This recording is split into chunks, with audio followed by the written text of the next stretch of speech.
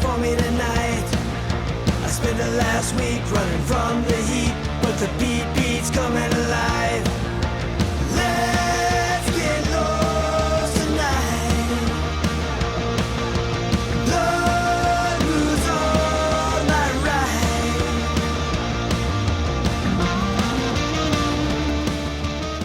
Hello, wackos. Welcome to another episode of Without a Country. I am Corinne Fisher. Last week when I said this was the last time I'm going to talk to you before Donald Trump is president, actually not true, as we are doing a pre-tape today. It is Sunday. It is January 19th. So literally the last day in America before another term of Donald Trump. And we are going to do basically a pre-inauguration special right now. Just kind of going over like what Donald Trump says his plan is, things he's already, according to Americans who like him, achieved, and what we can look forward to in this first week of Donald Trump. Because if you remember, I know a lot of us have tried to repress it, but the news cycle was wild when Donald Trump was president last time. It was nonstop action. I mean, pretty good for media and capitalism, I would imagine. But definitely, I would say less good for our mental health as Americans.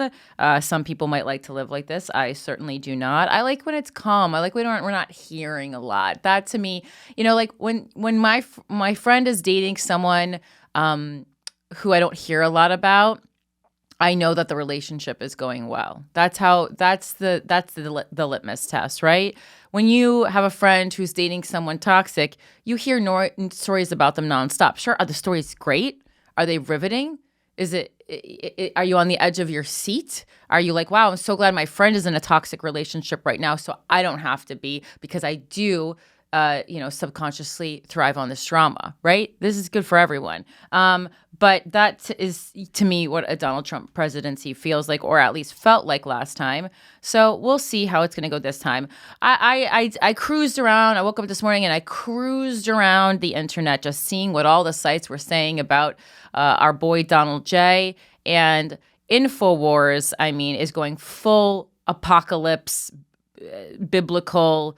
First of all, you log on and Alex Jones is trying to sell you turmeric gummies. I don't know why I don't know how Alex Jones turmeric is better than other turmeric, which you could just get at CVS or Dwayne Reed. But just so you know, he's really into holistic wellness.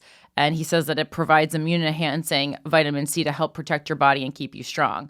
I do agree with Alex Jones that turmeric is great, but I don't think that he needed to specifically bottle his own. I think it's pretty easy to access without his signature on the bottle. But these are who these people are. They're masterminds, businessmen, and mastermind, I'm using that loosely. All right, so on Infowars, it says, on the edge of inauguration prophecy. And that's why I clicked on it. Once it said prophecy, I said, I know we're going full biblical. This was posted today, January 19th at 12:55 p.m. And it says, in an unprecedented security meltdown, police departments across the Washington, D.C. area are staging what amounts to a mass exodus from inauguration security duties, leaving the nation's capital dangerously exposed. If you heard, because of the weather, they're going to do the inauguration inside instead of outside. So I'm guessing that's what the mass exodus is, because you just needed a lot more people had access to the inauguration when it was outside. People were upset about this. People had traveled in from far and wide. I don't know why they got in so early. I guess they wanted to see the sights of Washington, D.C. Doesn't seem like something that perhaps MAGA people would want to see, because it's, based in truth, but that's fine. And then they just have like a graphic. It looks like a meme, really, but it's not funny. It just says Exodus 4:8. Then the Lord said, if they do not believe you or pay attention to the first sign, they may believe the second. So this is, it's no secret that Republicans have been really going full Christianity, not even trying to hide it. But now, news sites and Infowars, again, using that loosely, news site, is just saying like, hey, we are deeply intertwined with Christianity, and we're not trying to hide it anymore. So I think we're going to see a lot more of that. And I really would like to see the Democrats speaking out against the mix of church and state. This is, as a reminder, one of the whole reasons everyone came over to America was that so that church and state could be separated. And here we are in 2025 having Bible quotes on the head of a right-leaning, severely right-leaning news site. So the article says, regardless of the fact that Trump's security detail has finally been enhanced to the level of a sitting president, the Secret Service have thrown their hands up. They're saying they can't ensure Trump's safety, so they've nixed the swearing in at the Capitol Rotunda. And guess what? The watch party at Capital One Arena might as well plan your own party because that's in jeopardy too. The disintegrating powers that be are attempting to have as miserable an inauguration as Joe Biden's. Many dignitaries and former presidents are refusing to appear, which is another red flag. Okay. I mean, I think they're refusing to appear because they don't like Donald Trump, not because they feel like they're not going to be safe. I think they just hate the guy. In an unprecedented security meltdown, police departments across the Washington, D.C. area are staging what amounts to a mass exodus from inauguration security duties, leaving the nation's capital dangerously exposed, which is what we saw at the top. Keep in mind the numerous assassination attempts, the still unresolved mass drone sightings, and the prophetic vision of Pastor Biggs. I mean, are you aware of the prophetic vision of Pastor Biggs? I mean, this is getting wild over here. The guy who banged the pie? No, that's Jason Biggs. Yeah, that's my Pastor Biggs. But good joke there. Carrie's husband. So yeah, I mean, so I just put in Pastor Biggs' prophetic vision, and it says, pastor who predicted Trump's assassination bid now warns of a doomsday event. Oh my God. And this is an article from January 12th. In a YouTube video dated March 12th, 2024, Brandon Dale Diggs, and let's maybe bring a picture of him up, Mike, said that the U.S. president-elect would be targeted and that a bullet would fly by his ear. Brandon Dale Biggs, an Oklahoma pastor and self-proclaimed prophet, and that's how, you know what, the only way I like my prophets is self-proclaimed, who said he accurately predicted the assassination attempt on Donald Trump, has come up with another eerie prediction. Mr. Biggs said God had shown him a vision of a 10-magnitude earthquake, which may kill thousands of people across the U.S., according to a report in Metro. Mr. Biggs claimed that the earthquake would hit the New Madrid fault line, stretching through Missouri, Arkansas, Tennessee, Kentucky, and Illinois. It was so big, there were 1,800 people who died along that stretch. All the houses on that's him. He looks like Tank Sinatra. All the houses on cinder blocks were completely shaken to the foundation. They just fell, said Mr. Biggs. New Madrid earthquake is so big, and when it happens, the Mississippi River starts. It goes out another direction. Sorry, these are your quotes, so obviously that's why they don't make sense. They're quotes from Mr. Biggs. Not to be confused with Mr. Big. Notably, in a YouTube video dated March 14, 2024, Mr. Big said the U.S. president-elect would be targeted and that a bullet would fly by his ear. I saw Trump rising up, and then I saw an attempt on his life. This bullet flew by his ear, and it came so close to his head that it busted his eardrum. Okay, so wait, when was the Trump assassination attempt? June. Oh, okay. So this really was, in his opinion, prophetic. Okay. I just want to make sure that he wasn't like making a video that said after, oh my God, I had a prophecy about that. No. Oh, it was July. Sorry, July 13th. So. Okay. I thought it was later in the year. I saw Trump rising up, and then I saw, back to his feet. And I saw he fell to his knees during this time frame, and he started worshiping the Lord. Okay. I mean, did you see footage of Trump worshiping the Lord? I mean, he did have a pastor show up at his rally like a couple days later. He did, like, everything about that bullet became, quote unquote, like divine proof that Trump should be president. Like there was biblical undertones to the shooting. Okay. I think surviving something that could have killed you, I don't know. It just most people would say that was an act of God. I don't know that that's biblical undertones. I mean, I'm just saying, I didn't see much. I'm saying, like, in the moment, I don't think he fell to his knees. I mean, he was too busy about making that, what we now know is an iconic photo of him standing back up. As he, the blood on his ear, security is around him, and he goes, wait 1 second, let me take a pic.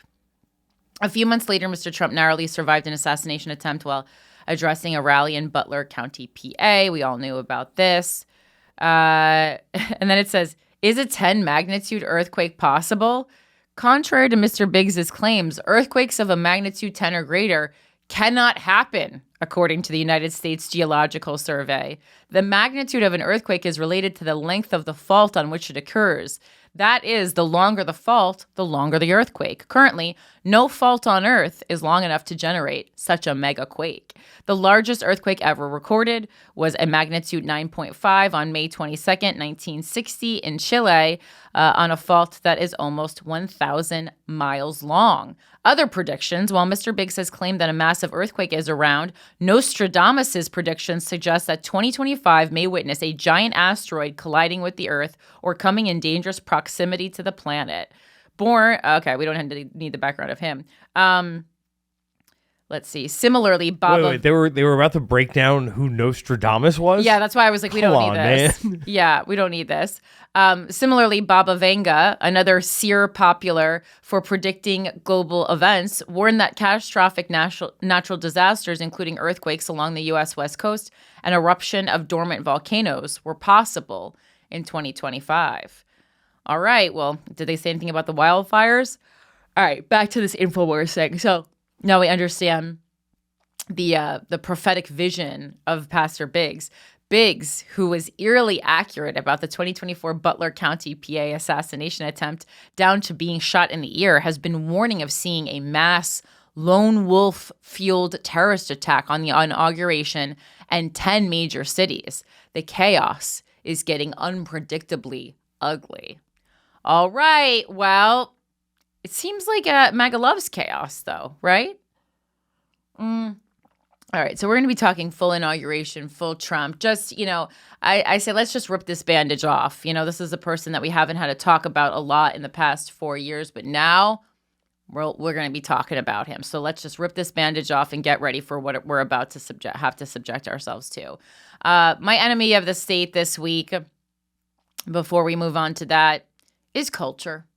Okay? It's culture in general. American culture, I guess we could say, but culture, The internet is kind of the culture of us all.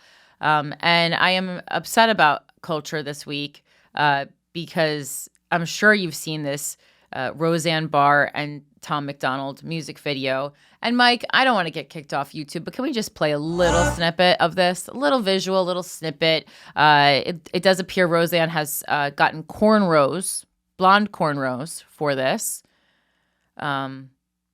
And it's just really, it's hard to see. I mean, for those of you, enemy of the state. For the people are gonna be mad about how late that was. No, the cornrows was the real. That was the real enemy. Until of the you state. got to the cornrows, I wasn't gonna hit that button. Yeah, the thing about it is, as a millennial, I know original Roseanne, right? OG Roseanne, a true comedic legend, a very respected sitcom star and stand-up comedian. Like, this woman really did break down barriers for female comedians in many ways. So it's just like, if you're too young to know her as that, this is all you know her as. But I want to just let you know, she used to be cool. She was always trashy, but that's who she is. That's what her sitcom Roseanne, if you've never seen it, it is about. She was always trashy.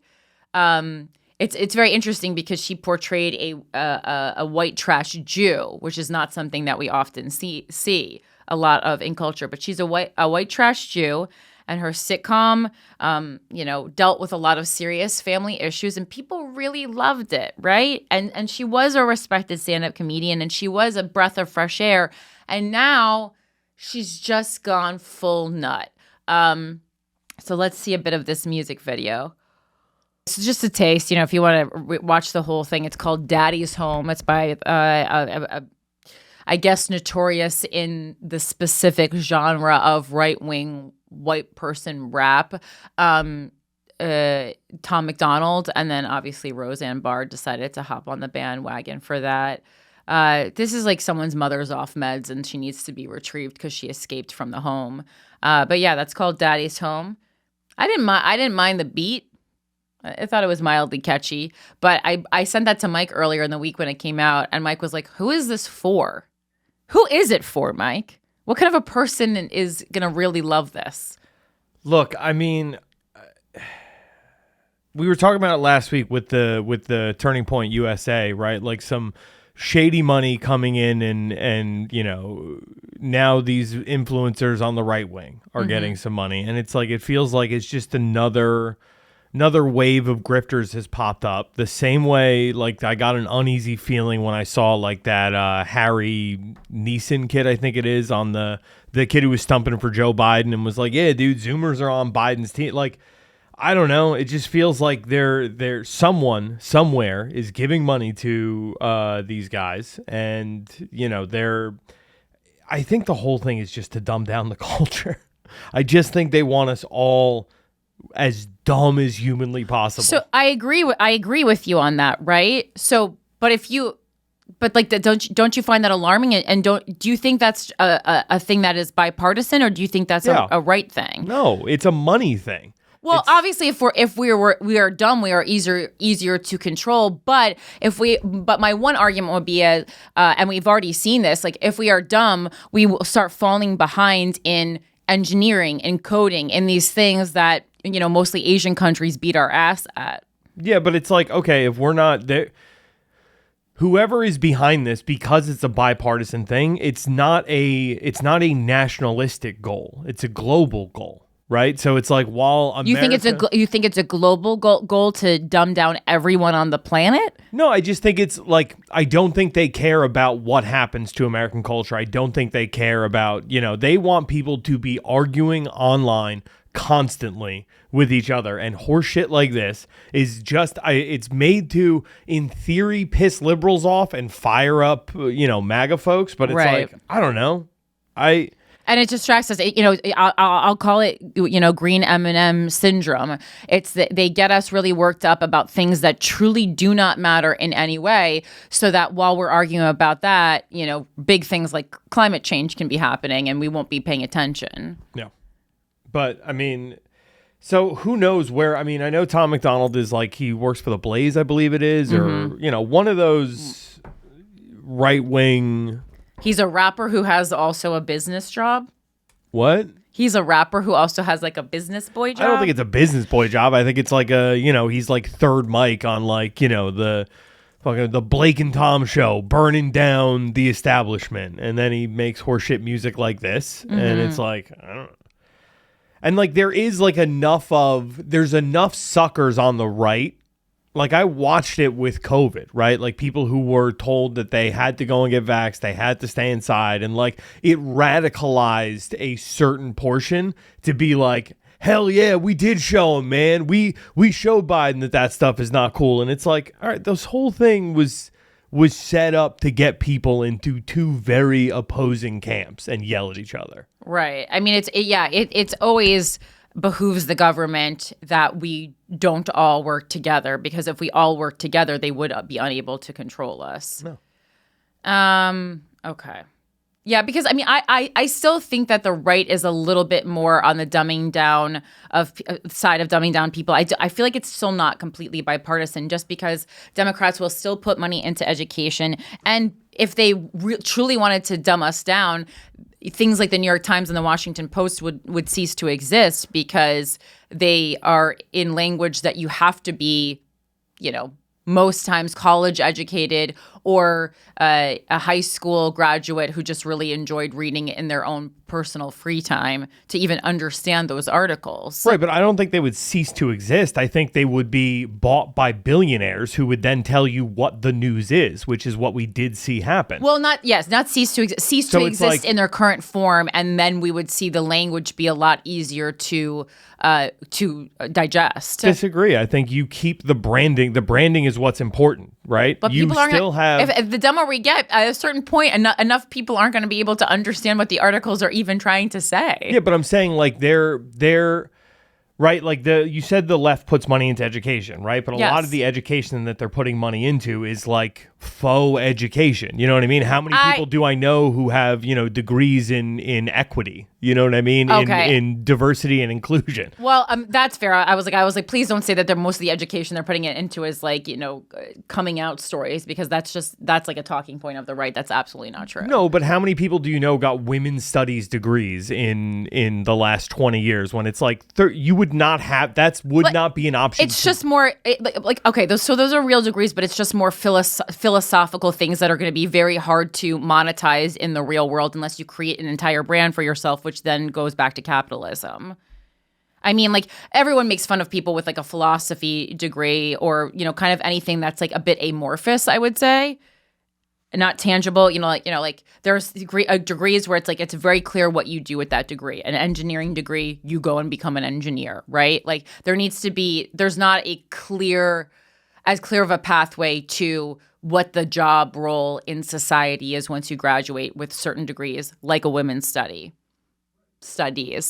Right. So I'm just saying, if you're spending that much time, that much energy, that much resources on a degree like that has no real practical application, that is dumbing down the country as a whole, right? Because if that person was going to spend that kind of time and money and resources getting a degree, it would have been in something that would have actually benefited society in a tangible way 20, 30 years before that. Well, I don't think having a degree in women's studies doesn't benefit society, but I think you have to be very smart in how you apply it. Like, you really have to do some serious writing, researching, start some kind of an organization that actually, goes beyond your friends and family. Like, yes, I think it's difficult to apply, but to me, it's not, you're not dumb. You're still going to be well-read, really know a lot of information about a certain genre, certain periods in time. It's not dumb.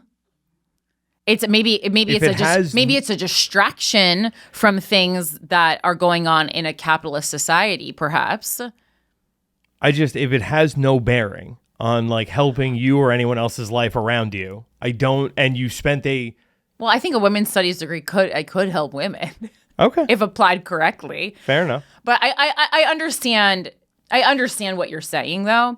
But that's been a constant issue. Like, we need more people who are studying like tech, medicine, that kind of thing, that has money, is going to be constantly needed in society, and something that you can't just do sitting at, working from home on your computer. There's too many jobs that are like these work from home computer jobs, and you're like, what is this really, right? All right, and we'll get into, speaking of work from home computer jobs, we'll get into TikTok in a second. Everyone's having an absolute meltdown, talk about distractions. First off, I want to say thank you to everyone who is subscribed on the Patreon. It's with patreon.com/withoutacountry. If you want to sign up, we have 3 tiers, starting at just $6 a month if you want to be a cutie. All hail to our dictator, Hannah Pendergrass. We have a new capitalist pig this week. He signed up as Chris Bipolar. Okay, so happy to have you, Chris Bipolar. And then also welcome to all my cuties. Moving on to TikTok and Donald Trump's relationship with it. I have seen him with the TikTok ban, unban. He's taking yet another page from the Republican playbook. And this is one of my favorite things to track people doing, creating a problem to then solve it. Donald Trump, the TikTok ban was initially Donald Trump. And now he's like, I'm going to save TikTok. Boy, let's go back to 2020. And it's hard because when you type in like Donald Trump wanted to ban TikTok, like, it's just going to give you new articles. So you have to type in the year approximately that you think it happened. And so here's an article. NPR, August 6, 2020. Trump signs executive order that will effectively ban use of TikTok in the U.S. And I see some people remembering it. But, our memory is short and people are fickle. And so now Donald Trump is going to be something that he originally wanted to do, an idea that he got in our heads. Donald Trump has talked extensively about, China and the threat that they pose and them spying on us. So much so that he has been called xenophobic because of it. Yet here he is banning TikTok 4 years, at this point, more like 5 years ago. In 2025, he's going to be the grand savior and bring it back, and everyone will do the Apple dance to rejoice. Okay. So again, just a reminder, August 6, 2020, all the headlines were saying Trump is going to sign an executive order that will effectively ban TikTok in the U.S. In the article, it says President Trump on Thursday invoked his emergency economic powers to impose broad sanctions against TikTok, a move that steps up pressure on the Chinese-owned app to sell its U.S. assets to an American company. In the order, which takes effect in 45 days, any transactions between TikTok's parent company, ByteDance, and U.S. citizens will be outlawed for national security reasons. It goes on and on. We don't have to go over the whole article again, but just wanted to remind everyone how soon we forget. There's a whole Wikipedia article about the Donald Trump TikTok controversy. In 2020, the United States government announced that it was considering banning the Chinese social media platform TikTok upon a request from then President Donald Trump, who viewed the app as a national security threat. And, this went to Congress. AOC actually posted a video today talking about that she saw the report on TikTok and it looking at it as a national security threat. And she kind of said, when it was brought to me as a national security, why is my face not, it's not focused. Is it on autofocus or something? It's just distracting me. AOC brought up that she had been presented as, and everyone else had been presented with information on how this could be a national security threat. And she was interested to see it. And her and everyone else was so surprised about the lack of information of it being a national security threat. It was. So that was interesting. She posted that just today. You can look at her Instagram. The result was that TikTok owner ByteDance, which initially planned on selling a small portion of TikTok to an American company, agreed to divest TikTok to prevent a ban in the United States and in other countries where restrictions are also being considered due to privacy concerns. And we know a lot about privacy concerns. Again, we could, attach that back to the conversation we had regarding Israel, Ronan Farrow, and the surveillance going on there. Which themselves are mostly related to its ownership by a firm based in China. TikTok later announced plans to file legal action challenging the order's transactional prohibitions with U.S. companies. The lawsuit against the Trump administration's order was filed on August 24th, 2020, with TikTok arguing that the order was motivated by Trump's efforts to boost re-election support through protectionist trade policies aimed at China. So Trump, being, I will say, the businessman that he is, right? So he knows how much emotion this stirred in 2020 when he needed to boost re-election support. And so he's like, I really want to perhaps boost support. I know I'm going into office with a lot of contentious energy from the left, right? So it's like, let's do something that everyone, will be happy about. And so I'm going to maybe bring back TikTok in 2025 when I step into office, day one, week one, whatever it is. It's a good strategy for Americans who apparently have the shortest attention span and memory in recent times. He also said it would double Meta's net worth in a week if they banned TikTok. And he's not... Oh, we're getting into that in a second, but yeah. And he's not what? Sorry, finish. He was not the biggest fan of Zuckerberg. Now Zuckerberg obviously kissing the ring, changing that. But, I think that might have a piece to do with it. And then did you hear about Jeff Yass? No, what's with him? He is a major Republican donor who met with Trump in March of this year. He owns about 7% of the company ByteDance, worth about $21 billion. Trump's position changed shortly after that. Interesting. So, what do you think there's like secret money stuff going on between the two? Again, like this, like you voted for this person. Does this upset you as a person who voted for him? I mean, I think he's honest about how much of a scumbag he is. That's like a known thing. So again, I'm just really trying to understand what it is people are looking for in politicians. So you'd rather, kind of, it seems to me but this is different because people don't think AOC, the people who voted for AOC don't think she's a scumbag. So the people for Trump seem to acknowledge that he's a scumbag and don't care because like they like the edginess and the honesty. But there were, as AOC said, when Donald Trump won the election, there was a lot of crossover that she was confused about between people who, are fans of hers and are also fan of Donald Trump's. And like the fact that they are both non-traditional politicians, that tracks. But AOC is certainly not known for being a scumbag. She is known for being transparent, for going online, for kind of walking people through the steps of what it is she is doing regarding legislation in America. But you think people just like don't care if someone's a scumbag as long as they're honest about it? No, I mean, I think that it was it's a matter of two choices. One side is telling me that so it's liar versus, so both scumbags, liar versus truth teller? Kinda. Okay. I mean, I can understand that. I just really, I just want to understand. That's all it is. Okay. So I can understand that. I would not want to vote for anyone I felt to be as an actual bad person. But I love honesty. It's like my whole fucking thing, even when I don't want to, even when I don't like what the truth tells, I like to know what it is.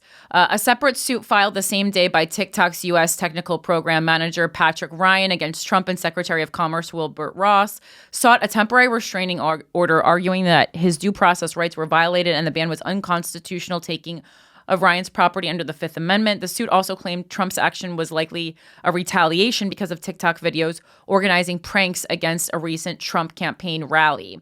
Okay, so again, then we get in there. Anything, company, person, place that Trump feels has personally harmed him, we will see retaliation against, especially in term 2, because he wasn't even hiding it previously.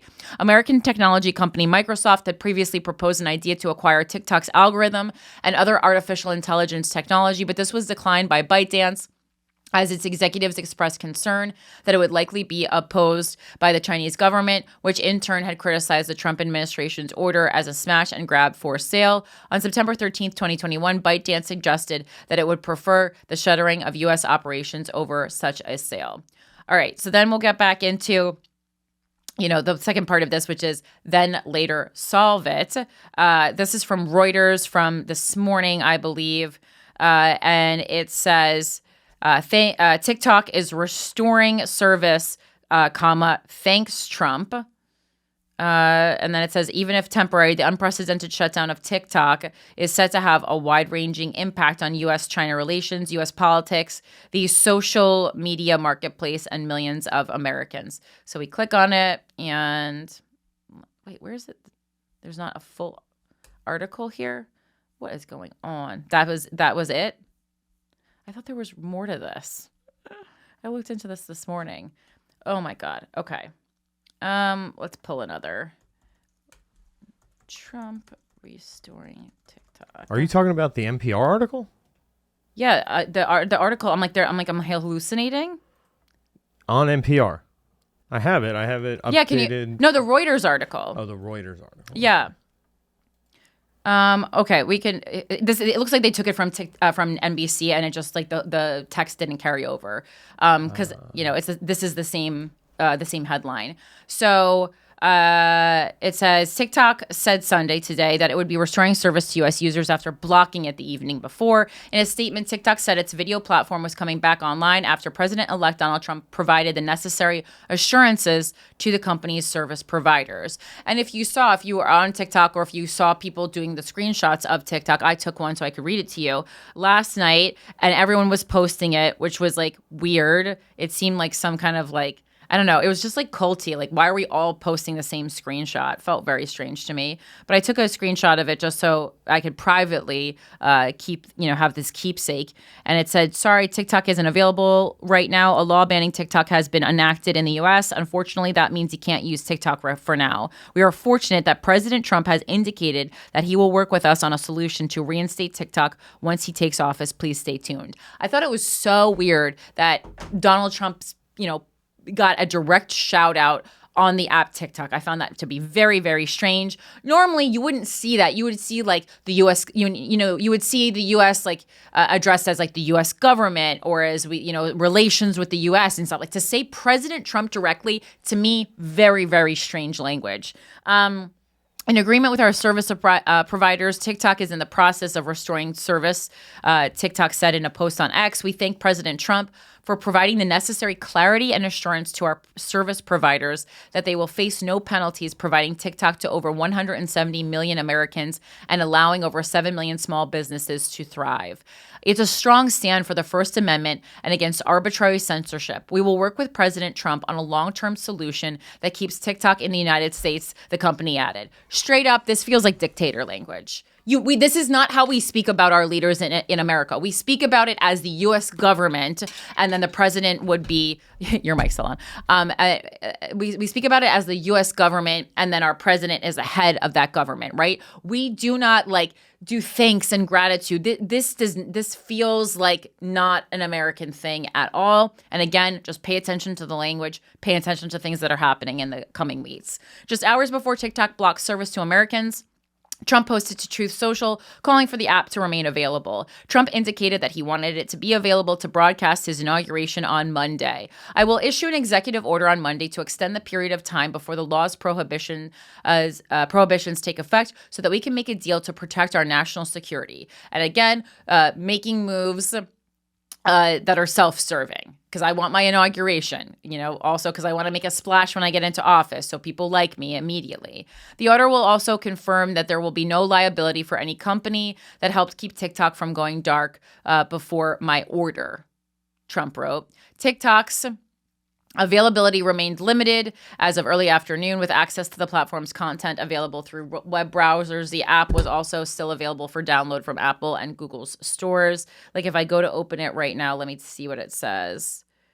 Yeah, now it says, welcome back. Thanks for your patience and support. As a result of President Trump's efforts, the TikTok is back in the U.S. You can continue to create, share, and discover all the things you love on TikTok. Okay, so what was that, like 12 hours that we went without it?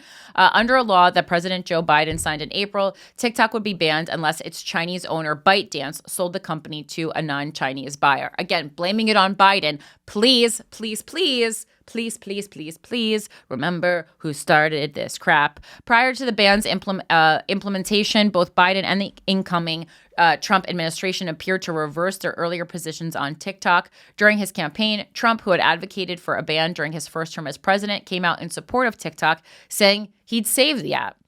After the Supreme Court greenlit the law on Friday, the Biden administration issued a statement saying it would not enforce the ban, leaving that responsibility to Trump. And again, I don't want to say that you can never change your opinion on something, your stance, that you can never gain more information and that makes you change your worldview or your position. Obviously, absolutely, you can. And I think in some cases that can be a really positive thing that you change your stance on something. But this was, number one, a very quick period of time in which to reverse one's stance on something. And it's like, okay, so are they spying on us or aren't they? Like, what? Give us more information here. What's the deal? Were you just trying to create hysteria? Were you misinformed originally and now you got more information? Why the change? On Saturday evening, the app was removed from app stores and service for American users was suspended. TikTok's future in the U.S. is still up in the air, even if TikTok is given an extension, as Trump has vowed to do an executive order tomorrow. The law still forces ByteDance to eventually sell the app to a non-Chinese owner, something the parent company has shown no interest in doing. TikTok said in its latest statement that it will work with President Trump on a long-term solution that keeps TikTok in the United States. Trump has floated the idea of a joint venture for TikTok with the U.S. owning 50%, but even that idea faces a potential hurdle. The law includes a 20 10% cap for foreign adversary owners. So it's not immediately clear whether ByteDance could exceed that ownership share without a change in the law. The law defines controlled by a foreign adversary in several different ways, but one definition is an entity with respect to which a foreign person or combination of foreign persons directly or indirectly owns at least 20% stake. Congress, of course, could change the law. And then ending this TikTok segment, and the only reason I'm spending so much time talking about this is because I think, it's a story that speaks to free speech. It's a story that speaks to making executive orders, the kind of rule that Donald Trump is going to, start day one in office with. And also, and this is for me most importantly, we have come to see in the past five years, really, maybe a little bit more, that social media is one of the main ways that Americans exchange information and receive information, okay? And so that is very important when it comes to politics. Again, I think one of the downfalls of the left was that they did not fully understand how much information that people got on social media apps was going to affect the decisions they made in the 2024 presidential election, and also how many people are just getting information solely from social media, not even from TV news, and certainly not from written news. Can you pull this froze my computer. Can you pull up this 404 media article, please? Unreal. All right, so I need to see the title, Michael. Donald Trump, this is from 404. What is the website? 404media.co. .co? .co, yeah. Okay. Donald Trump has Mark Zuckerberg by the balls. Okay. And it says, a TikTok ban is a massive prize that Zuckerberg has been laying the groundwork on for years. Will Trump let him have it? And this was written on January 10th, but I just thought it was interesting. Mark Zuckerberg can see the finish line. He is so close to getting what he has wanted for years. The U.S. government is trying to give him the greatest gift he could possibly imagine, a TikTok ban. This would be U.S. intervention against the most credible competitor Meta has seen in years, and U.S. intervention to kill a superior product to the benefit of an American company. I don't know that TikTok is a superior product. On Joe Rogan last week, Zuckerberg said that the U.S. government should be defending its companies, not the tip of the spear attacking its companies. And yet, in this case, the U.S. government, the Biden administration that he has been railing against as he pivots to MAGA, has squarely aimed its spear at Meta's biggest, most credible competitor in a move that would greatly benefit Zuckerberg and his company. Everything that Zuckerberg is doing right now, Meta's shift rightward, it's dehumanizing of immigrants and LGBTQ plus users and employees, its move away from a diversity-focused hiring, his trips to Mar-a-Lago, removing tampons from the men's bathrooms at Meta offices, the inauguration, that I like how they just slipped that part in there. The inauguration party should be seen in the broader context that MAGA would benefit enormously from a TikTok ban. Meta. What did I say? MAGA. Oh, sorry, that Meta would benefit enormously from a TikTok ban, and that Donald Trump, who will be sworn in as president on Monday, is the one person who at this point credibly has the ability to reverse a ban. Zuckerberg's very public pledge of what word is that? Fealty. Oh, I was like, I can't read that from this far away. A fealty to Trump has multiple purposes, of course. Trump previously threatened to put Zuckerberg in jail, and he is obviously cozying up to an administration that he hopes will not regulate his companies. But a TikTok ban is the biggest potential prize. Trump has Zuckerberg by his apparently very masculine balls and is positioning himself as being the ultimate decider on what will happen to TikTok. Zuckerberg's political persuasions and his positions have always shifted with whatever suits his companies. Yes, again, capitalism first, most at that moment in time, which is something that became more clear as I went back through many hours of congressional testimony and political speeches that Zuckerberg has given over the last few years. One thing that has not changed, however, is Zuckerberg's obsession with using the specter of Chinese internet dominance and competition to both avoid consequences for his own company and to lay the groundwork for government regulation on Chinese platforms like TikTok. Meta has denied directly lobbying on the TikTok ban, but the company spent a record sum lobbying in 2024, including on Homeland Security topics. In March 2022, the Washington Post reported that Meta paid a firm called Targeted Victory to push the narrative that TikTok is dangerous to children. And Zuckerberg himself has spent the last 5 years painting a picture to Congress that his monopolistic company faces great competition, actually, from Chinese companies, and more importantly, from China itself. This story has served Meta extraordinarily well and has been able to distract from Meta's myriad privacy violations and monopolistic actions by saying it would be worse if China wins. Meta is not a monopoly. He says it is a company fighting on behalf of America against China and Chinese companies for the soul of the internet. Zuckerberg made this argument most clear at a speech at Georgetown University in 2019. And there, if you want to look at that, is available on YouTube. The larger question about the future of our global internet. You know, China is building its own internet focused on very different values, and it's now exporting their vision of the internet to other countries, Zuckerberg said. Until recently, the internet is in almost every country outside of China has been defined by American platforms with free expression values, but there's no guarantee that those values will win out. A decade ago, almost all of the major internet platforms were American. Today, 6 of the top 10 are Chinese, and we're beginning to see this in social media too.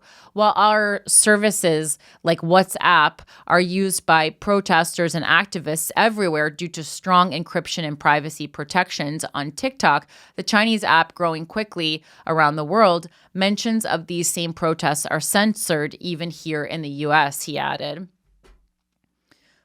A few days after Zuckerberg's Georgetown speech, Zuckerberg had a 7-hour hearing before the House Financial Services Committee in which he stated that an entire cryptocurrency system Facebook was spinning up called Libra was so incredibly important to U.S. financial and cultural dominance that the Congress imposed restrictions on it. Xi Jinping would win.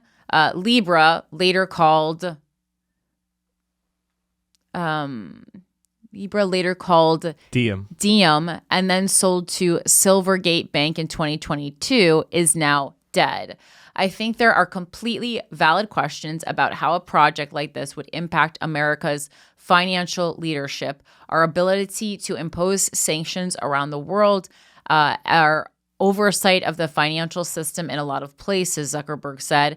And I just think that we need to trade off and think about and weigh any risks of a new system against what I think are surely risks if a Chinese financial system becomes the standard. This general reasoning from Zuckerberg prompted Representative Anthony Gonzalez to say that you're painting this as if we don't do it, China will do it. I think you'll be hard-pressed to find somebody who is more of a hawk on China in this committee. So I agree with that. What I don't think is the right frame is if Mark Zuckerberg and Facebook don't do it, then Xi Jinping will. Like, this isn't Mark Zuckerberg versus Xi Jinping. Facebook doing this, frankly, I don't trust it, and I don't believe the American people trust it. This endeavor of watching Zuckerberg's old testimony made clear that he lied repeatedly on Joe Rogan last week on all sorts of things. For example, he practically begged Congress to regulate Meta in July 2020 during the Trump administration, while groveling about how seriously the company takes things like COVID misinformation and election integrity. On Rogan, he suggested such concerns were foisted upon him by the media and the Biden administration. Zuckerberg also seemed dumbfounded on Rogan that the Consumer Financial Protection Bureau and Elizabeth Warren were interested in his company, which again notoriously attempted to launch an entirely new global monetary system with Libra. We had organizations that were looking into us that were like not really involved with social media, Zuckerberg told Rogan. Like, I think like the CFBP, like this financial, I don't even know what it stands for. It's the financial organization that Elizabeth Warren had set up. And it's basically like, we're not a bank. I find it very annoying. So just for 1 second, like we've talked about this on the show a long time ago. This reminds me of a notorious Rolling Stone article from years ago when, to be cunty, the reporter left in all the likes that you would normally take out when you're speaking to someone face to face in an interview, right? It's not like she had written the answers to the interview questions and included like. Like is a filler word that we find in American conversation. It's just part of conversation that is casual. Okay, so he's on a podcast. I would definitely call a podcast is casual conversation. That's actually the difference, in my opinion, between a podcast and, you know, an interview on 2020 or something. Like the podcast and what is appealing about it, and this is a certain genre of podcast, but Joe Rogan falls under this genre, is conversational podcasting. And even though I do not like Mark Zuckerberg, in this article, they're trying to make him look like a jackass. So they left in all the likes, right? It's just like, he's not a public speaker. He doesn't need to take out the likes. It's such an obnoxious tactic that's making me now hate the journalist instead of hating Mark Zuckerberg, which was his intention. Okay, back to the article. I just had to point that out because it was driving me fucking nuts. During another congressional hearing in 2018, Zuckerberg his prepared notes said, break up Facebook, ? U.S. tech companies, key asset for America. Break up strengthens Chinese companies. And again, in 2020, he told Congress, if you look at where the top technology companies come from, the vast majority a decade ago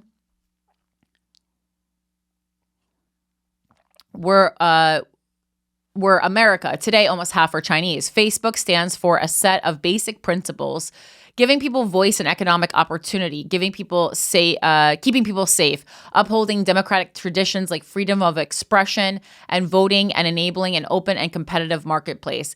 These are fundamental values.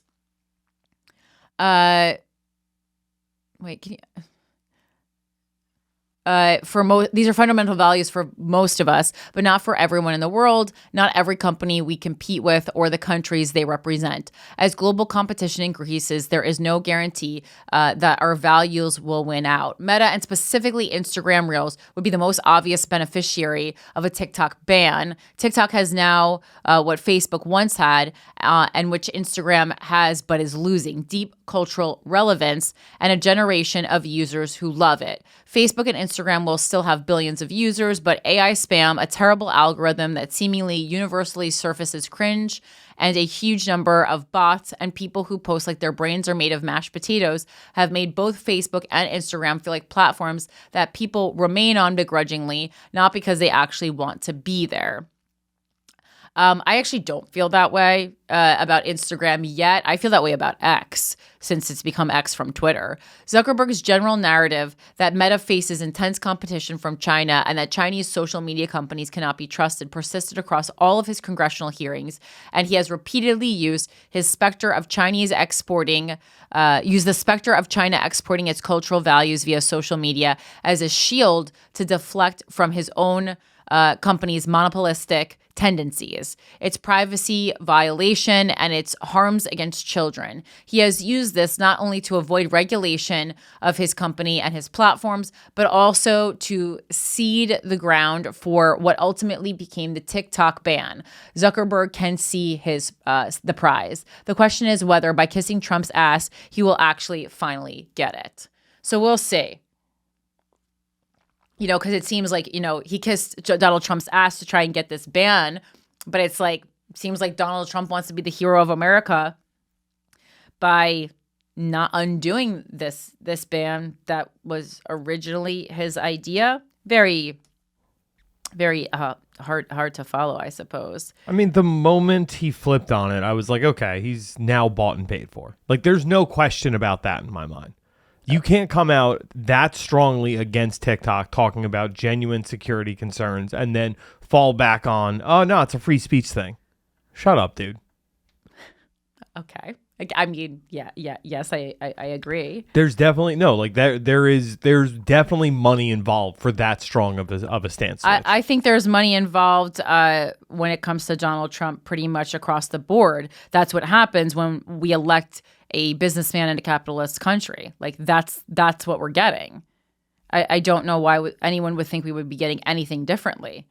I would like it would almost be out of character for Donald Trump to provide us with anything else. Okay, and let me try to resuscitate my computer that literally only spazzes out here. It's like my computer hates being here. Okay.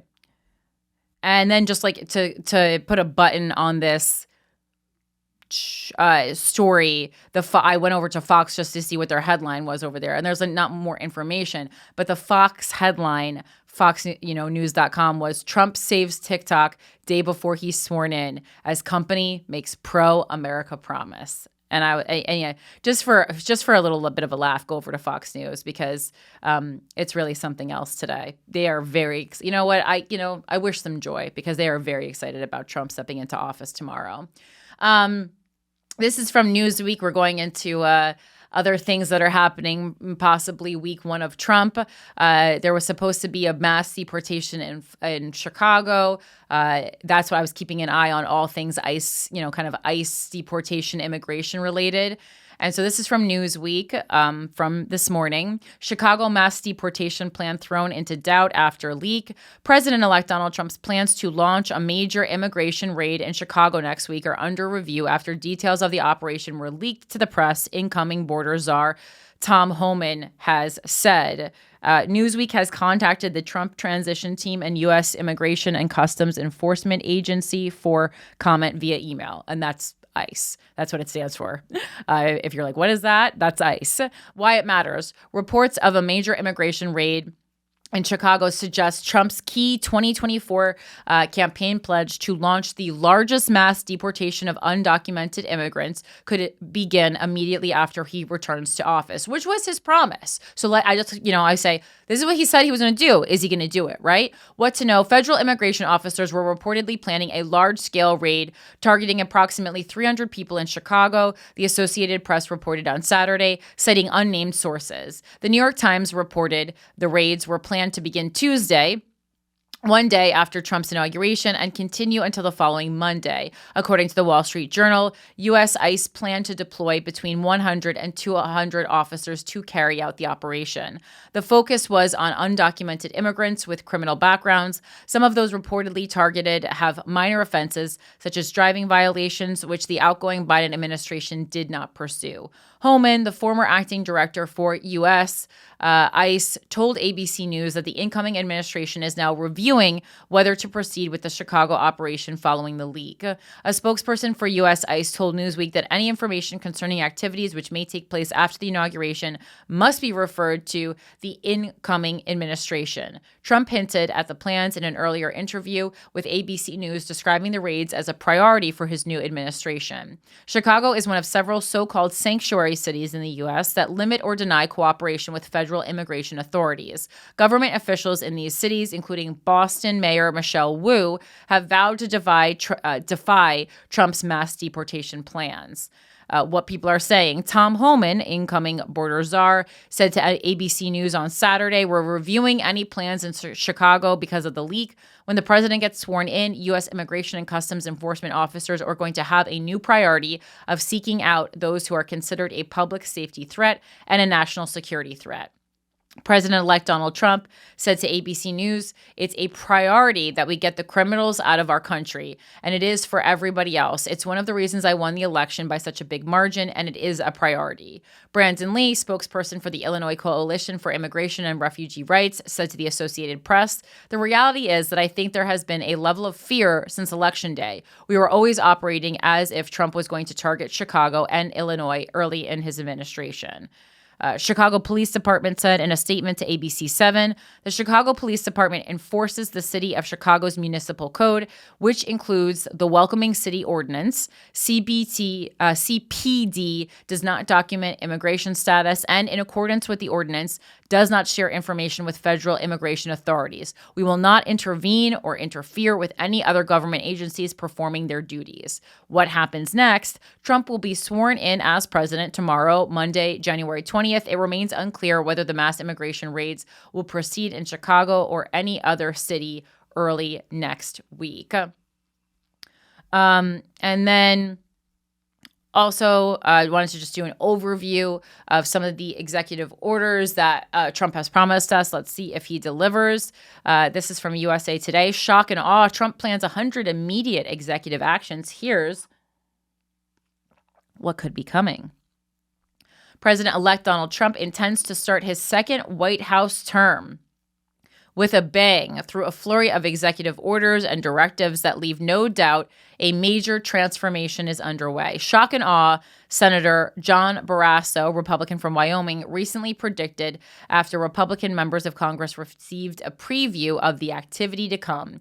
Convinced he has an election mandate from American voters, Trump is planning to surpass the century mark in executive actions over his first few days of office after getting sworn in as the 47th president on Monday, a moment he's called a liberation day for America.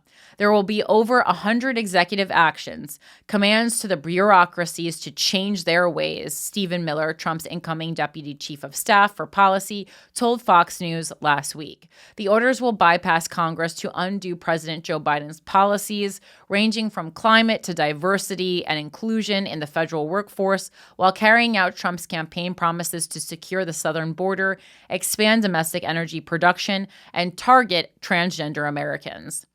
Many of the actions will be controversial and draw protests from Democrats and others on the political left. Some orders, particularly involving immigration, are expected to invite lawsuits.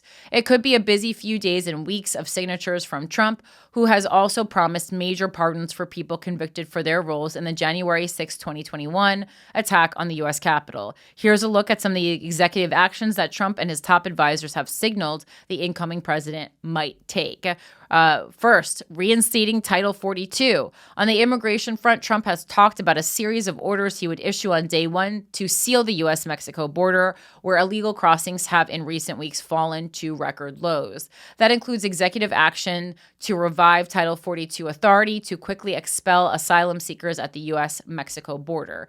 Title 42 is an emergency public health law that both the Trump and Biden administrations used during the COVID pandemic to justify turning back migrants and asylum seekers who crossed the border illegally. Biden ended the policy in 2023.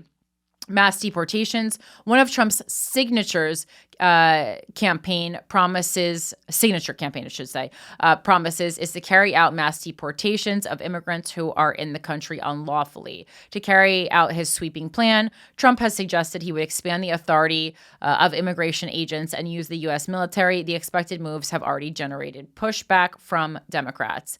Ending birthright citizenship. Trump has also promised to end birthright citizenship on day one of his presidency. Again, a busy day. I think we remember this from last term. He likes a busy day on day one. Hold on. Yes. When did birthright citizenship become a thing? What do you mean, like a talking point? No, like when did it become a law? I don't know. Let's look into that. Because this is like, that's true dictator shit. You know what I mean? Yeah. Now, so finally you're hearing what I've been saying. Citizenship when came into law. Okay, it's birthright citizenship is guaranteed by the 14th Amendment to the Constitution. This principle was confirmed by the 1898 Supreme Court case United States versus Wong Kim Ark, which clarified that children born in the U.S. to immigrant parents are citizens regardless of their parents' immigration status. So 1898 is your answer. And that's the Supreme Court case that made it so. But he loves to reverse Supreme Court cases. That's fun. So, yeah, does he? I think he had a lot to do with Roe v. Wade. Yeah. Yeah, but I mean, that wasn't an actual amendment to the Constitution that was ratified into law. This is a part of the 14th Amendment. It's a part of it. That's scary, right? That's insane that he'd be able to just do an executive order and do away with a part of the Constitution. Like that's George Bush shit. I mean, I don't think it's as simple as him like waving his wand. We do have checks and balances, but I mean, kind of a wild to even bring up, really. Just the idea of like, okay, then who decides who gets to be a citizen? Donald Trump. Okay, that's Maoist. Trump has also promised to end birthright citizenship on day one, and will do so through executive action if we can, likely setting up a constitutional legal fight. Birthright citizenship refers to anyone born in the U.S. being considering a U.S. citizen based on the 14th Amendment, which says all persons born or naturalized in the United States and subject to the jurisdiction thereof are citizens of the United States and of the state wherein they reside. If he decides he can't end birthright citizenship through executive action because of constitutional constraints, Trump would seemingly have to pursue an amendment to the Constitution, which would require support from 2/3 of Congress and ratification from 2/3 of state legislatures.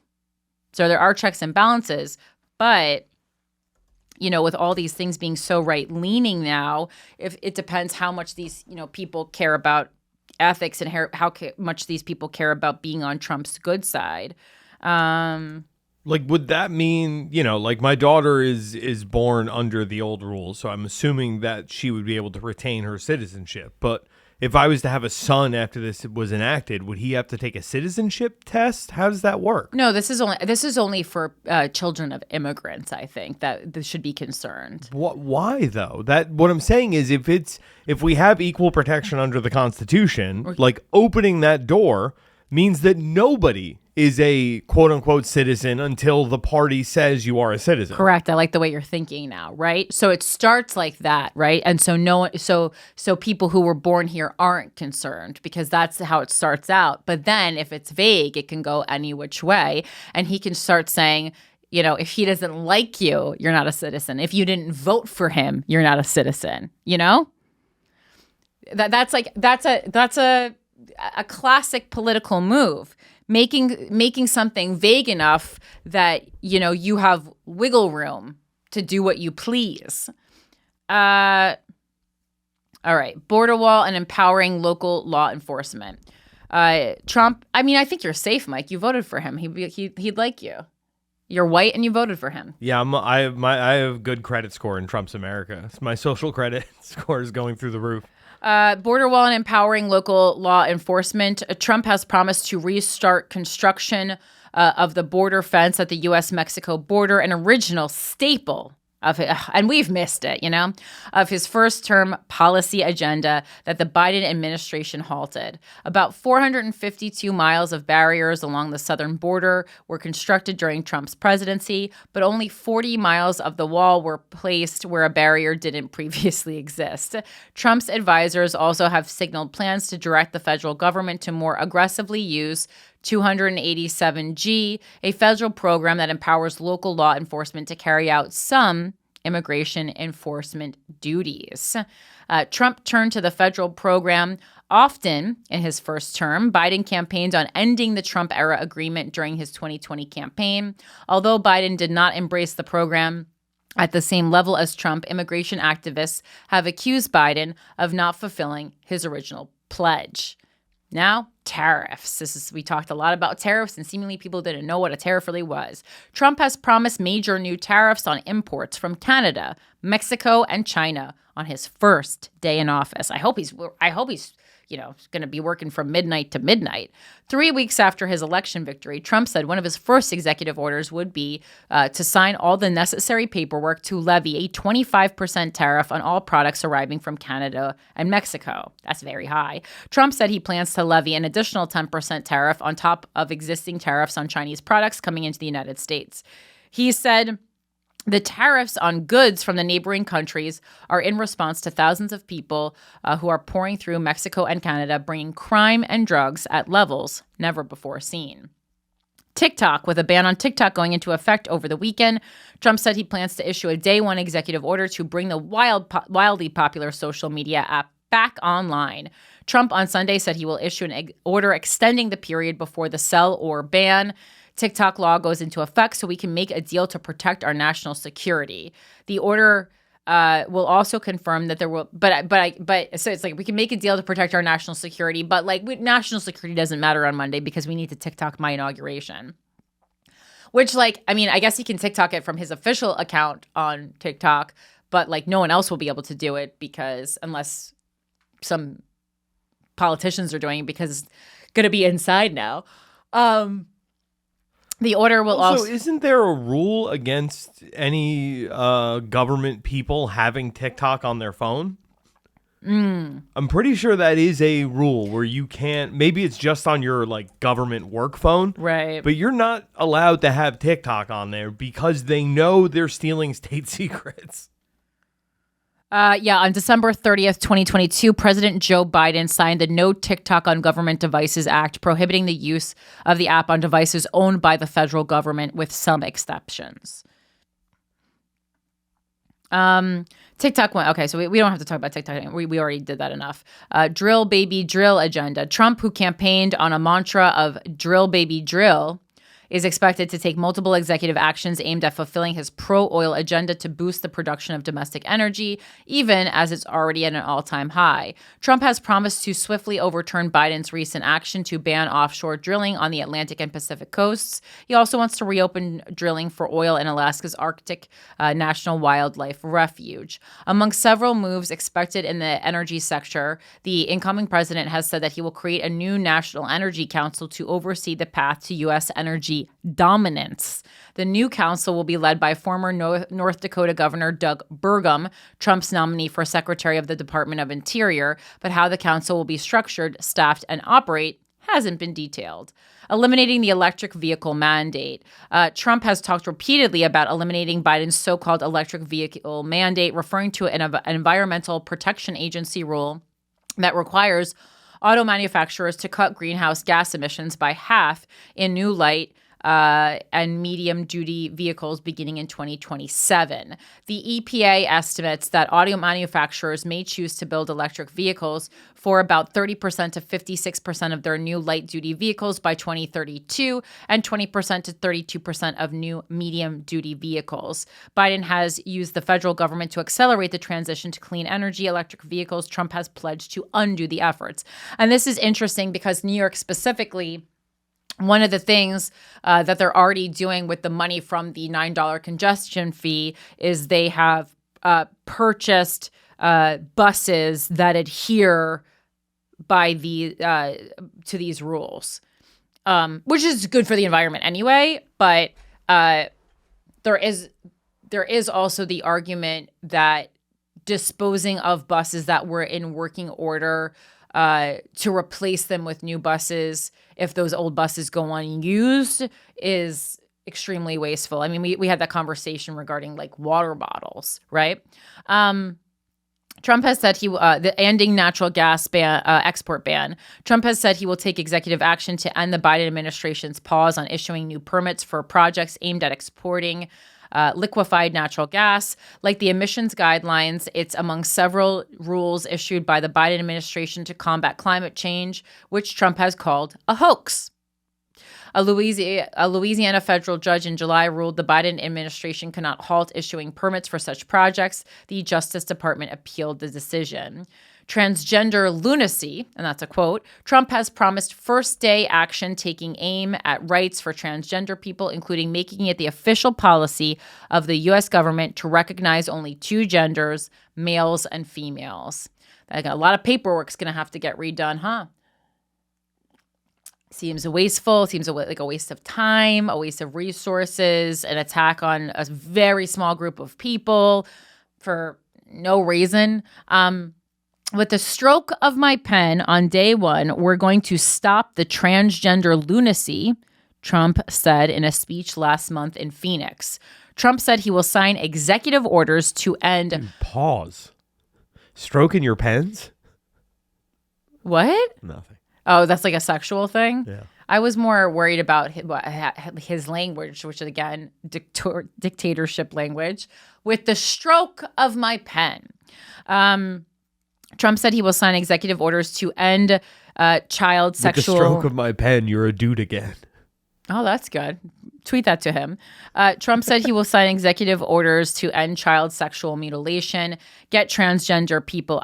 Well, okay, so if he's going to end child sexual mutilation, if that's what he's calling becoming transgender, also we're not changing penises and vaginas on children anyway. That's not a thing that's happening as far as I know. But secondly, that means that people will also not be able to have a bris, I guess, because that to me would also be under the umbrella of child sexual molestation. Mutilation, for sure. Sorry, mutilation. Literally the definition of mutilation. No, I know. So I'm being serious here. It's like if we're saying child sexual mutilation, well, then you shouldn't be able to get circumcised either. It's very picky and choosy. Okay. Trump said he will, the Republican-controlled House voted Tuesday to pass a bill that would ban transgender women and girls from participating. Sorry, I had like the longest day of my life yesterday. That's why I keep yawning. I'm like awake, but I just like do not have enough oxygen. I had to get up at 6 o'clock in the morning to drive to very deep into Pennsylvania to go to my friend's funeral. Just so you're not like, why is Corinne so tired? The Republican-controlled House voted Tuesday to pass a bill that would ban transgender women and girls from participating in women's and girls' school sports. But it's unclear if the legislation can garner 60 Senate votes and eventually make it to Trump's desk for signature into law. DEI in the federal government. Trump has signaled he will take action to overturn Biden-era policies aimed at diversity, equity, and inclusion, or DEI, in the federal government. I'll end all of the Marxist diversity, equity, and inclusion policies across the entire federal government immediately, Trump said last month. DEI in business and government has become a top target of Republicans. In his first year in the White House, Biden signed an executive order that established procedures to ensure diversity, equity, inclusion, and accessibility are priorities in building the federal workforce. In-person work for federal employees. Trump and his top advisors have signaled possible executive action directing federal employees to return to working in person. I actually like this one. I think that you should have to work in person. It's been 5 years. Go to work. Yeah, the working from home is why America, just one of many reasons America is behind. He's going to bring workers back to their offices, Miller said. He's going to end the travesty in which federal workers are pretending to work but are not actually working. They're at home watching Netflix while you're paying their salaries. 100% agree. Trump has said he will fire any federal employees who don't physically return to their offices once his new administration begins. He also pledged to challenge in court a Biden agreement allowing Social Security Administration employees to work remotely. Work from home policies enacted during the COVID-19 pandemic remain in place for some federal workers. That's wild. So I agree with him on something. end funding to radical left NGOs. Miller said Trump will take action to stop federal funding for radical left NGOs, though he did not specify which entities would be targeted. NGOs, or non-governmental operations, refers to nonprofit organizations that receive federal funding. Biden used executive authority to overturn a Trump executive order for a so-called global gag rule that prevented federal aid from going to foreign organizations that provide abortion services or information. All right, so that's what we have. That's the syllabus for the semester. You excited? All right. Going a little bit deeper into immigration before we round out the show with the ceasefire and how that's going. This is from the Washington Post. Trump ran on border chaos. Now he'll have to run the U.S. immigration system, right? And this is one of the biggest things people who voted him are going to be looking for. So let's see how he's going to make this happen. If Trump fulfills his campaign promises on immigration, he could disrupt a fragile equilibrium at the U.S.-Mexico border and hurt the economy. President-elect Donald Trump campaigned for office depicting the U.S.-Mexico border as an out-of-control disaster, even as illegal crossings fell steadily throughout 2024 and are now lower than when he left office 4 years ago. He has continued to cast migrants as dangerous criminals and promised the largest deportation campaign in U.S. history, glossing over the complexity and cost. His nominees to lead U.S. law enforcement agencies have continued to repeat his distortions. On Monday, Trump and his team will inherit the U.S. immigration system as it really exists, rather than the one he has often caricatured. He is expected to quickly undo several of President Joe Biden's policies and issue a raft of immigration-related orders and directives, potentially disrupting the current fragile equilibrium at the southern border and upending U.S. cities and towns where immigrants and their children have found jobs and enrolled in schools. It will be the first time Trump's immigration policies are put to the test in a post-pandemic world and a U.S. economy that remains hungry for workers. Trump has boasted that his previous border restrictions deterred mass migration, but analysts say the pandemic toward the end of his term played a more powerful role by stalling global travel and sending U.S. unemployment soaring. Trump's campaign promises come with great risk. By rounding up immigrants who fill otherwise vacant jobs, he could hurt the U.S. economy he has pledged to supercharge. By antagonizing Mexico with a rush of deportees, perhaps coupled with tariffs or military strikes on drug cartel targets, he could alienate a crucial partner in enforcement and trade. By pushing ideas that rally his core supporters, he could further divide a nation he has promised to unite. And I guess step one is TikTok for uniting Americans. And that, speaks a lot to who Americans are. I'm concerned that as the new administration embarks on enforcement activities to make a headline, they're going to encounter an equal and opposite pushback, which undermines public safety all around, said Jed Johnson, who served as the Department of Homeland Security Secretary during President Barack Obama's second term. Images of agents dragging an undocumented person off church steps or out of a school will lead to a backlash and turbocharge the sanctuary city movement, making it more difficult for ICE to reach the most dangerous people in these communities, Johnson said, referring to policies adopted by cities and states that limit cooperation with U.S. immigration and customs enforcement. Trump and his top aides say they plan to bring back the enforcement tools and tactics of his first term by resuming border wall construction, relaunching the Remain in Mexico policy that requires asylum seekers to wait outside U.S. territory while their claims are processed, and deploying ICE agents more aggressively in communities. Officials have been planning a large operation in the Chicago area that would begin soon after Inauguration Day and bring in additional officers to ramp up arrests, according to two current federal officials and a former official who spoke on the condition of anonymity to discuss internal law enforcement planning. But after preliminary details leaked in news reports, the incoming administration is reconsidering the plan. Trump's border czar, Tom Homan, told the Washington Post in an interview Saturday. But ICE agents will quickly be more active across the country, he said. This is a nationwide thing, he said. We're not sweeping neighborhoods. We have a targeted enforcement plan. Trump's transition team declined to respond to more specific questions about the president-elect's immigration agenda, executive orders, and whether he would leave some Biden policies in place. President Trump was given a mandate by the American people to stop the invasion of illegal immigrants, secure the border, and deport dangerous criminals and terrorists that make our communities less safe. He will deliver, said transportation spokesperson Carolyn Levitt in a statement. Trump's nominees have continued to echo immigration falsehoods from the campaign trail long after the election has been settled. Pam Bondi, his nominee for Attorney General, said during confirmation hearings Wednesday that Venezuela has opened its prisons to send migrants north, a claim Trump has made without evidence. South Dakota Governor Kristi L. Noem, Trump's pick to lead DHS, said last week that the Biden administration has been bringing migrants into the United States on free flights, which is not true, and has allowed thousands of murderers to cross the border and run amok. We've had over 13,000 murderers that are loose in this country that have come over the border, Noem said during her confirmation hearing Friday, repeating Trump's mischaracterization of DHS data, which shows most of the 13,000 are in prison, serving sentences, and did not enter the country during Biden's term. Illegal migration reached record levels during Biden's first 3 years in office, but border crossings are down more than 80% over the past year.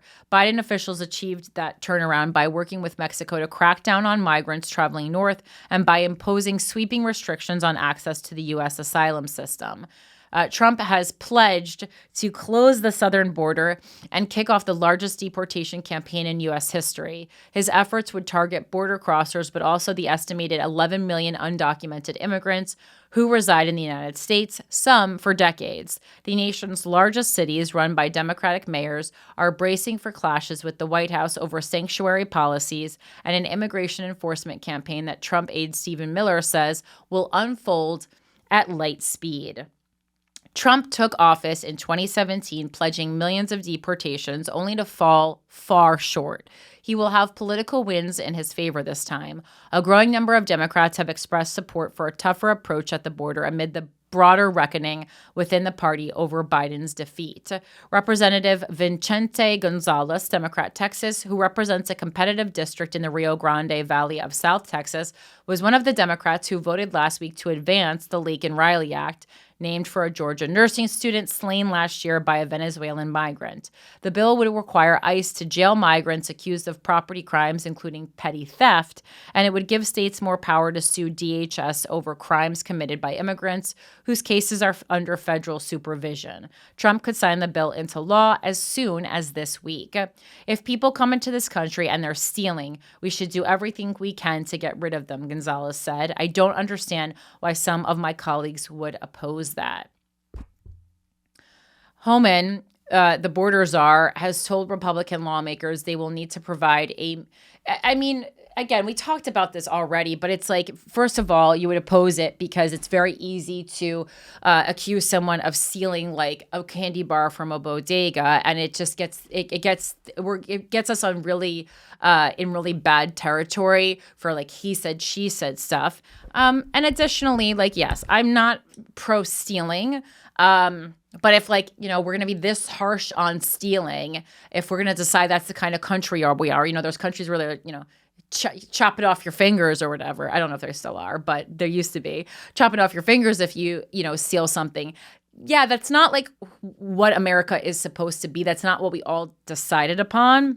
And I agree to a certain extent that, yes, if you are here undocumented, yeah, you certainly should be on your best behavior. But another hurdle that you have to get across if you are here undocumented is you're probably relatively broke when you first get here. And so it's like, are you stealing because you want to be a jackass? Are you stealing out of necessity? Again, it's not good, but like there needs to be some empathy in these policies. Homan, the border czar, has told Republican lawmakers they will need to provide a major increase in funding to pay for the expansion of immigration detention it will require. ICE officials have identified more than 110,000 people with pending claims in the U.S. immigration system, who will have to be held in custody under the new law, nearly tripling the number of detainees that the agency currently holds. Biden faced criticism for swinging too far to the left on immigration after his inauguration, taking a welcoming posture and reversing Trump's signature policies, such as remain in Mexico. And what is interesting, I think, is like when, it's more welcoming, people do attempt to cross the border more, right? So like the deportation and stuff is another conversation, but I think taking a harder stance, post-inauguration isn't a bad thing because it does seem to dissuade more people from attempting, right? Excuse me. Which I think is just good right now, because we need to get shit in order for the people who are struggling, who are already here, both documented and undocumented people. Illegal border crossings exploded over the following months, and Biden officials spent much of his term trying to reassert control. The influx frustrated Democratic mayors in cities forced to spend billions to shelter the migrants, and news reports of heinous crimes, including Riley's murder, soured public opinion even more. By early 2024, Biden officials began to consolidate their border policy framework through a system of incentives and deterrence that allowed more migrants to apply to enter the United States legally, while cracking down hard on illegal border crossings. Immigration advocacy groups denounced the restrictions on asylum access, but the measures finally began to slow mass immigration. The Biden administration has cobbled together a flawed but currently functional system of carrots and sticks, said Adam Isaacson, an analyst of at the Washington office on Latin America, WOLA. Most of that is happening in a relatively orderly way. In November and December, more people for the first time went to the official U.S. border crossings known as ports of entry than the number apprehended by Border Patrol after crossings illegally. The Biden administration has been allowing roughly 1,450 people per day to use the CBP-1 mobile app to schedule an appointment to come to U.S. border crossing or port of entry and make a humanitarian claim instead of hiring a smuggler and crossing illegally. CBP-1 has taken resources away from organized crime in Mexico, Isaacson said. Biden allowed Cubans, Haitians, Nicaraguans, and Venezuelans to apply to enter legally, with a U.S. resident to sponsor them through a temporary program called Parole that has accepted roughly 30,000 people per month. Trump is now preparing to replace these carrots with more sticks, potentially destabilizing the border if more migrants attempt illegal crossings. Trump aides say Biden's programs facilitated mass immigration fraud. Noem told lawmakers Friday that Trump will shut down the CBP-1 app. She did not say what will happen to the roughly 30,000 people who have already scheduled appointments to come to the U.S. border through the app. The Senate Homeland Security and Governmental Affairs Committee on Thursday voted 8-6 to endorse Trump's plan to restore his Remain in Mexico policy, which required migrants to await their asylum hearings on the other side of the border. But Democrats and Republicans remain sharply divided over whether that worked. Senator Rand Paul, Republican Kentucky, the committee's chair, said in an email that border apprehensions were under 74,000 in Trump's final full month in office. Biden's mix of policies lowered border crossings to 47,300 in December. The 2024 election was a clear mandate from the American people to reverse President Biden's disastrous open border policies, Paul said, ticking off the actions that the president could take under existing law, such as denying entry to anyone who crosses illegally, refusing to grant them asylum, and pushing anyone who breaches the border back into Mexico. The Trump administration demonstrated that when the law is enforced properly, it works. Senator Gary Peters, Democrat from Michigan, the ranking member on the Homeland Security Committee, said Remain in Mexico pushed migrants into border cities where drug cartels ranked in billions by subjecting them to extortion and kidnapping for ransom. Remain in Mexico ran from January 25th, 2019 to the end of Trump's term, and it marked the first time that Mexico permitted the United States to send non-Mexicans into their territory. Hardly any won their cases, and most didn't have lawyers to defend them, according to data compiled by WOLA.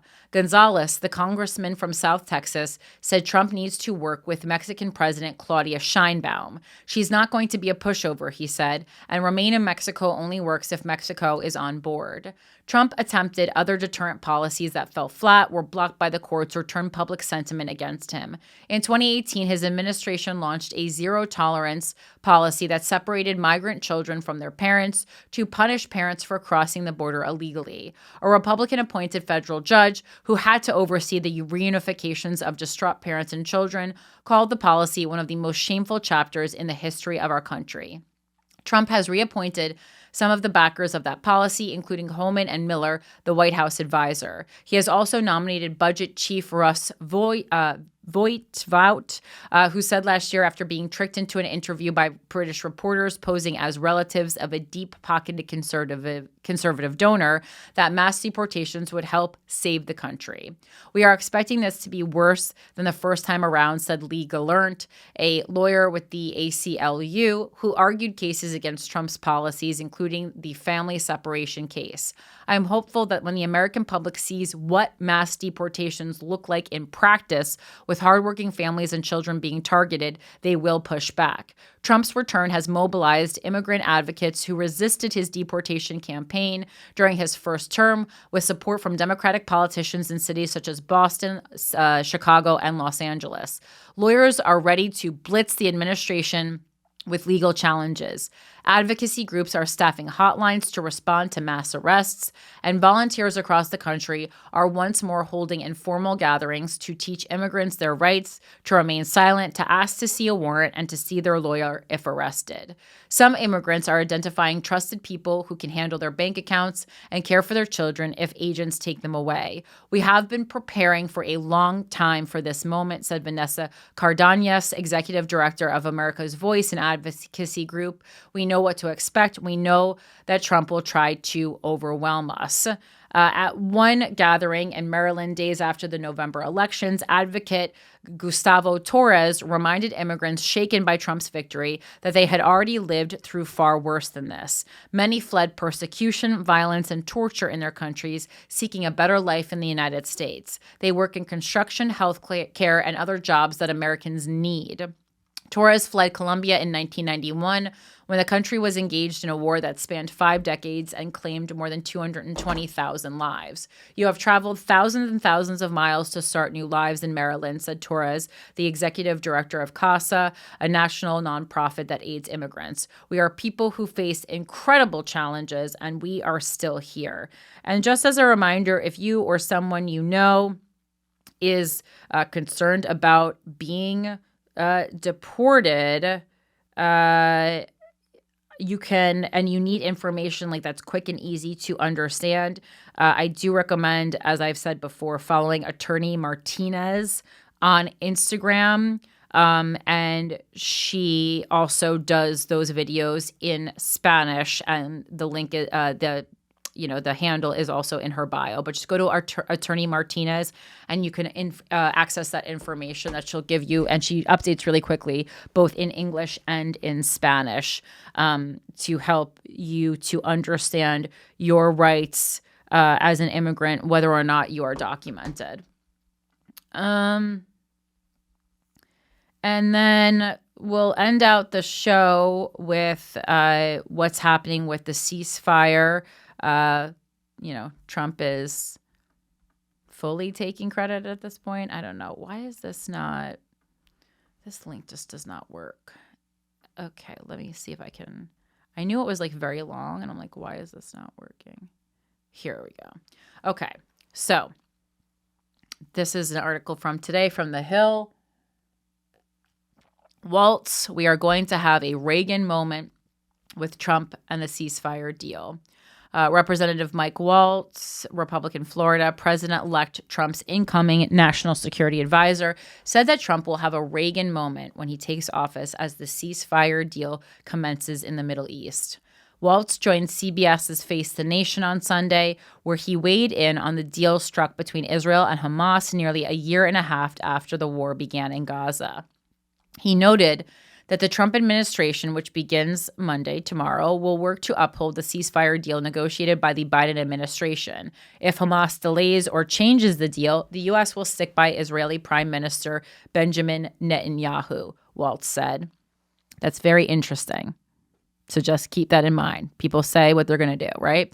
Waltz said the hostages taken by Hamas and held in captivity since October 7th, 2023, have been kidnapped for longer than the hostages in the 1979 Iranian hostage crisis. Now we're going to have a Reagan moment, he said. We are going to have President Trump being sworn in as hostages are coming out alive. And that's something we should all celebrate, Waltz continued. The ceasefire deal was announced by President Biden last week as one of his last acts before leaving office. The third phase of the plan looks to reconstruct and rebuild Gaza, which has seen extensive destruction since the start of the war. Waltz, who plans to resign from the House and become Trump's national security advisor, said Sunday that Trump supported a pathway to a two-state solution between Israel and Palestine in his first administration.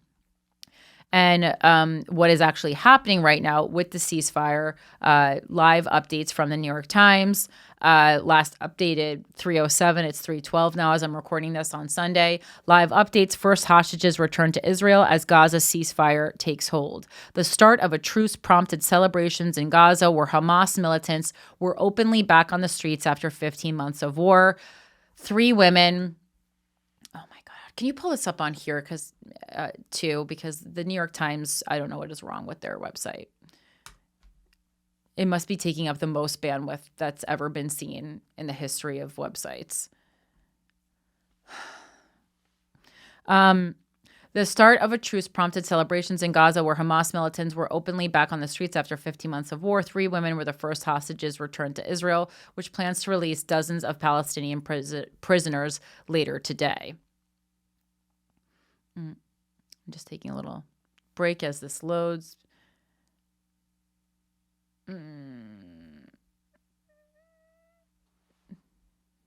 Oh, Mike's not, I'm like waiting for Mike and he's not there, guys. That's why this is happening. I guess he went to the bathroom during my show, which I mean, I guess is allowed, but I just didn't know that this was happening.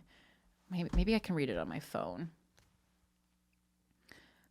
Maybe I can read it on my phone. Maybe my phone will not do this.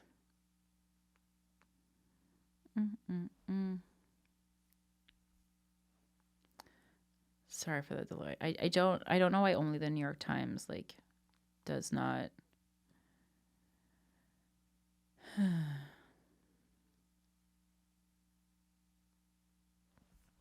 You know what? Let's just find another article.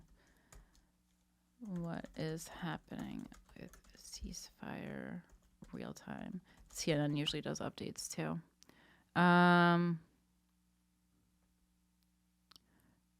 All right, so NPR from 49 minutes ago. 3 freed hostages arrive in Israel as tenuous ceasefire with Hamas holds.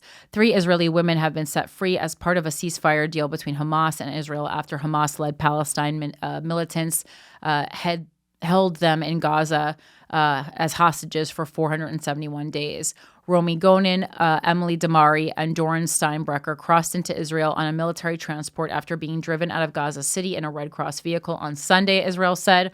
Hamas fighters stood on the roof of the car they were in, surrounded by crowds of Palestinians trying to get a look at the hostages against a cityscape of war-ravaged buildings.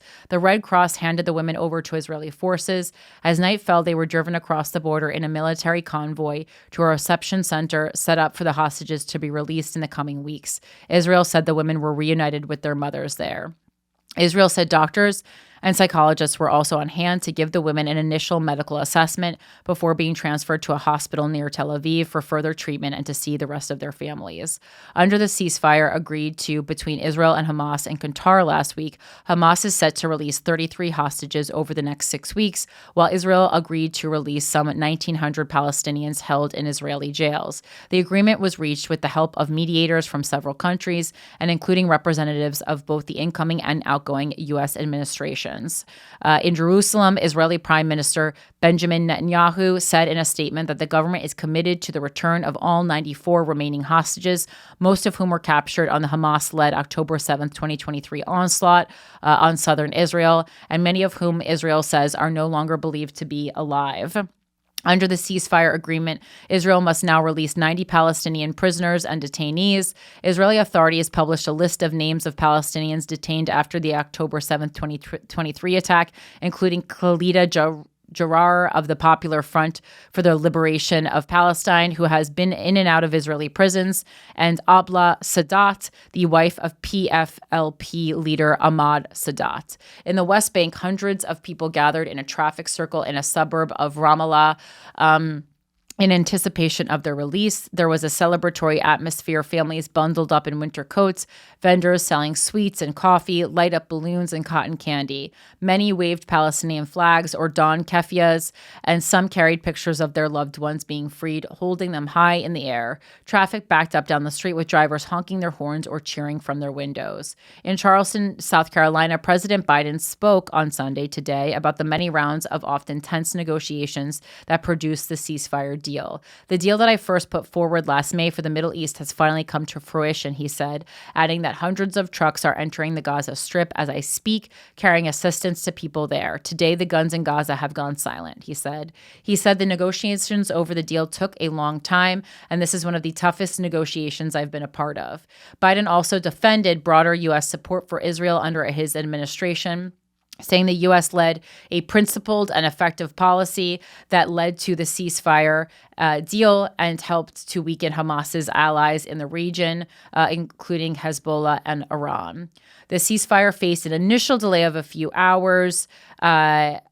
The ceasefire between Israel and Hamas took effect at 11:15 a.m. local time, 4:15 a.m. Eastern, around 3 hours after the originally scheduled time for hostilities to cease. It was supposed to have gone into effect at 8:30 a.m., but the Israeli Prime Minister insisted that Israel did not consider the terms of the agreement valid and enforceable until Hamas had handed over a list of the names of hostages to be released on Sunday. Under the agreement, Hamas was supposed to hand them over on Saturday. The group did eventually, and the ceasefire appeared to be holding throughout the day. Gonen, 24, was kidnapped at the Nova Music Festival as part of the Hamas attack on October 7th. Damari, 28, a British-Israeli citizen, was abducted the same day by militants attacking Kfar Aza, a small Israeli community known as a kibbutz, close to Gaza, and Steinbrecher, 31, was also taken from Kfar Aza. According to a statement from the Hostages and Missing Families Forum, this is just, not that I don't care about these people, but I don't need bios on all of them. If you're interested, they do exist in this NPR article. Throughout the morning, surveillance drones flew over Gaza, and the Israeli military reported strikes in the territory. NPR confirmed that a jeep belonging to the Al-Qassam brigades, the military wing of Hamas, was struck. The spokesman for Gaza's Hamas-controlled civil defense, Mahmoud Basal, said Israeli attacks killed 19 people across various parts of the Gaza Strip on Sunday morning. Gazan health authorities said a total of 46,913 people have been killed in Israeli airstrikes and close-quarter fighting between Israeli soldiers and Hamas militants in this war. The Israeli military says 405 soldiers have been killed in the war, in addition to around 1,200 people in Israel killed on October 7, 2023. On Sunday, the Israeli military also said it carried out a special operation alongside the country's domestic intelligence service that helped recover the body of infantry soldier Oran Shal. He had been killed during clashes with Hamas in 2014. Hamas militants are still holding 94 hostages inside Gaza. Most of those were seized on October 7, 2023, but others were taken hostage in the preceding decade, and a substantial number are no longer alive. In Jerusalem, the far-right Otzma Yehudit party released a statement saying its leader, former National Security Minister Itamar Ben-Gvir, was making good on his threat to leave Netanyahu's governing coalition, and he would take his party's ministers with him. The statement called the ceasefire deal a victory for terrorism. All right, so it seems like it actually is holding. That's where we are right now. And that is the show for today, guys. Thank you so much for joining me. You know what? I look forward to covering Trump's America with you guys, for you guys, and with you guys for the next 4 years. But we're going to see what happens. And, unlike many Democrats, I do hope and pray for the best. I want Trump to do a fantastic job.